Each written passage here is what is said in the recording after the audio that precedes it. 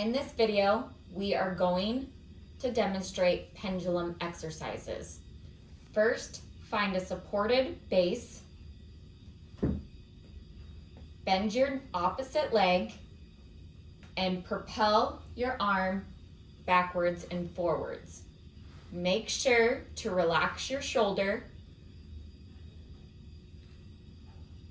and use the momentum of your body. Next, you can move your arm in a circular motion.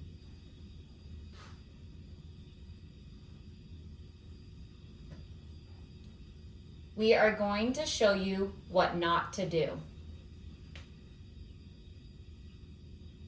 You do not want to actively lift your arm.